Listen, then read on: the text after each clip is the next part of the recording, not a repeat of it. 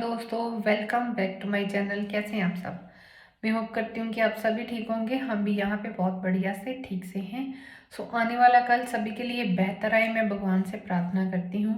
Guys, आज की video उसके लिए मैं बना रही हूँ, जो लोगों ने क्वेश्चन किए हैं उसके आंसर दूंगी और थोड़ा सा कुछ और गाइड करूँगी जितना मेरे एक्सपीरियंस के अकॉर्डिंग मेरे पास है। जैसे एक अंकल जी पूछ रहे थे कि उनकी बेटी की मैरिज हुई है और लॉकडाउन की वजह से वो अभी तक न्यूजीलैंड नहीं आ सके और वो इंडिया में है और वहाँ पे वो टीचर हैं। हाँ जी, वो उनको न्यूजीलैंड आके भी टीचर की जॉब जो है मिल सकती है। थोड़ा सा जो उनके डिग्री जहाँ स्टडी होती है ना, वो कन्वर्ट थोड़ा सा मतलब कन्वर्ट करवाना पड़ता है, कह सकते हैं हम। जैसे सिंपल भाषा में मैं बोल रही हूँ कि कन्वर्ट करवाना पड़ता है, वो थोड़ा सा टाइम लगता है, मतलब 3 to 4 वीक, या आजकल थोड़ा ज़्यादा भी हो सकता है। तो उनको टीचर की जॉब जो है मिल सकती है। सेकंड, कोई ये भी पूछ रहा था कि कितना जो प्रोसेसिंग टाइम है वो कितना है। देखिए, पहले तो होता था 4 to 6 वीक का। तो अभी जैसे इमिग्रेशन के पास जो स्टाफ कम है, उनके पास स्टाफ शॉर्टेज चल रहा है, तो हो सकता है कि प्रोसेसिंग टाइम थोड़ा लेट भी हो जाए, हो सकता है पूरे टाइम पे भी हो। तो ये अभी इसके बारे में थोड़ा सा कहना टफ है। लेकिन जब हमारा जिस टाइप का आप वीज़ा डाल रहे हो और उसका आप इमिग्रेशन की वेबसाइट पे जाके देख सकते हैं कि वहाँ पे कितना टाइमिंग लिखा है। अगर डिले का कुछ होगा तो वहाँ पे उसके बारे में लिखा होगा। सेकंड, जो पूछ रहे हैं कि मैं बुटीक का काम कर सकती हूँ, गुरप्रीत जी हैं जो, तो वो उनका मैं नाम ले रही हूँ क्योंकि उन्होंने एक क्वेश्चन पता नहीं मजाक में पूछ लिया है कि जहाँ मतलब उनको पता नहीं है। तो बुटीक का काम तो बिल्कुल आप कर सकते हो, क्योंकि वहाँ पे जो इन कंट्रीज में आके इस चीज़ का भी हमें वैल्यू पता चलता है। वहाँ बहुत ज़्यादा काम है, बहुत ज़्यादा कह सकते हैं कि इसका हम काम अच्छा है। अल्ट्रेशन का काम भी अच्छा है, अल्ट्रेशन बुटीक का जो भी आपको आता है बहुत अच्छा है, वो आप कर सकते हैं। तो जो आपने ये पूछा है कि 61 ईयर का, आप मेरे से मजाक कर रहे हो क्या?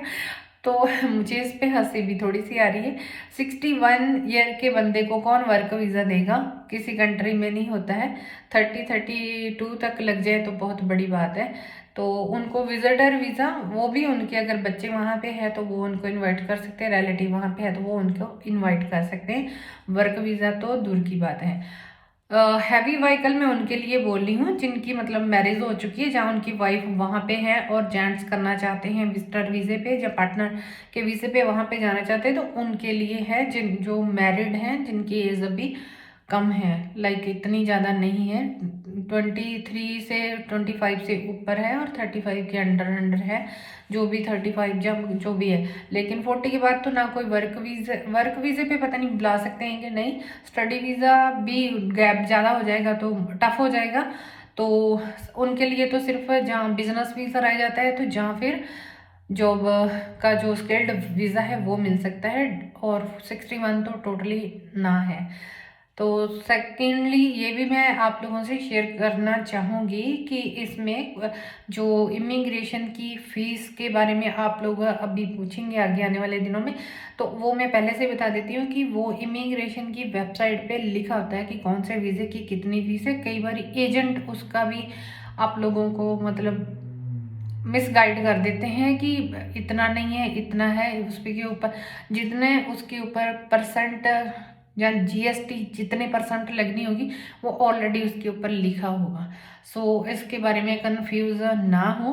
तो इजी है सारा कुछ, अगर हम सारा कुछ पढ़ के चलें तो देख के चलें। आजकल तो देखिए हर किसी के पास मोबाइल है, उसके ऊपर आप नेट पे सर्च कर सकते हैं।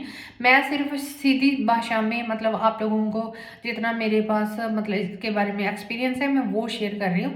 बाकी इमिग्रेशन न्यूजीलैंड के ऊपर अगर आप जाओगे तो आपको काफ़ी सारी इन्फॉर्मेशन मिलेगी। बाकी जो काम प्रैक्टिकली मैंने देखा है वहाँ रह के, क्योंकि इतने साल हमने वहाँ पे अपना बिजनेस था हमारा, हम शॉप पे काम करते थे, तो देखते थे कि लोगों को क्या क्या चीज़ों का सामना करना पड़ता है। बाद में आके फिर लोग बहुत सारे मैंने देखा है कि हमें किसी ने गाइड नहीं किया। हमें पता होता तो हम ये सीख के आते हैं, हम वो करके आते, तो हमें मतलब पहले से ही अभी मैं इतना बोल रही हूँ, जितने जन भी वीडियो सुनते तो आप लोग ज़रूर इसके बारे में गौर कीजिए, काम ज़रूर सीखिए, चाहे वो बुटीक का ही क्यों ना हो। जैसे आपने पूछा, बुटीक का हो, पार्लर का हो, जैसे भी, मतलब कोई भी काम आपको लाइक आना चाहिए। एसी ठीक करने का काम जो है, इलेक्ट्रिशियन का काम, एवरीथिंग, मतलब बहुत सारे इसमें कैटेगरीज आगे आगे आगे की निकलती आती है। तो आप उस पर सर्च करोगे तो पता चल जाएगा। तो ज़्यादा जो अभी टाइमिंग है, जो जो पूछ रहे, सितंबर तक सभी का पीआर जो वर्क टू रेजिडेंसी है या रेजिडेंसी है, सबका हो जाएगा। इसमें अभी कुछ कह नहीं सकते, कुछ लोगों की तो फटाफट से पीआर आ रही है, लेकिन कुछ लोगों को टाइम लग रहा है। तो जैसे उनका प्रोसेस कंप्लीट होगा, क्योंकि इसमें लाइक अगर वो वहाँ पे न्यूजीलैंड में भी है तो उसमें भी उनको पुलिस क्लियरेंस तो चाहिए, न्यूजीलैंड की पुलिस क्लियरेंस चाहिए। तो वहाँ पे भी लास्ट मतलब 3 मंथ्स पहले आई थी कोई पुलिस की स्टेटमेंट की अभी हम 1 ईयर तक तो कोई फाइल नहीं उठा सकते, हम लोग बहुत बिजी हैं। बाकी आने वाले टाइम में पता चलेगा कि सितंबर तक क्लियर हो जाती है या उससे पहले हो जाती है या थोड़ा टाइम लगता है। लाइक अगर फाइल वहाँ पे पहुँच गई है तो पीआर तो होनी है, सितंबर में हुए या दिसंबर में हो जाएगी, टेंशन नहीं लेनी। तो काम सभी के हो जाएंगे, चाहे स्लोली स्लो हो।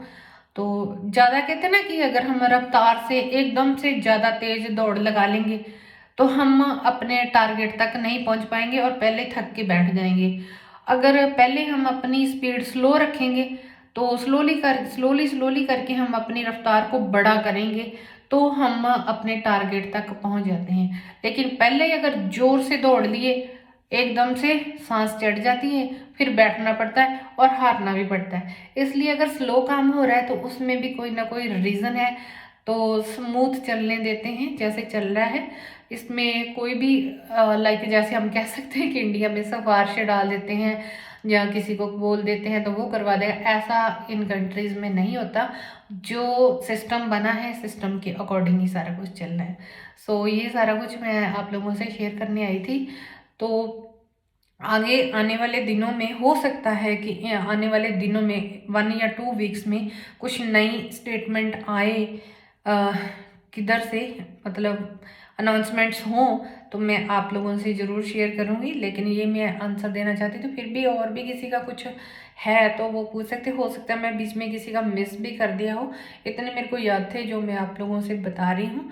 तो किसी भी चीज़ की टेंशन नहीं लेनी है, सिर्फ अपने आप को स्ट्रांग जरूर बना के आना है। क्योंकि यहाँ पे थोड़ा सा आने के बाद लोग डरते भी हैं और डराते भी हैं, तो वीक भी करते हैं और ये भी बोलते हैं क्यों आगे, ऐसा नहीं है वैसा नहीं है। सब कुछ मिलता है, स्लोली स्लोली मिलता है, एकदम से नहीं मिलता। So thank you everyone, have a great day. अपना और अपनों का ध्यान रखें, वीडियो को लाइक शेयर जरूर करें और चैनल को सब्सक्राइब भी करें। Thank you everyone, have a good day.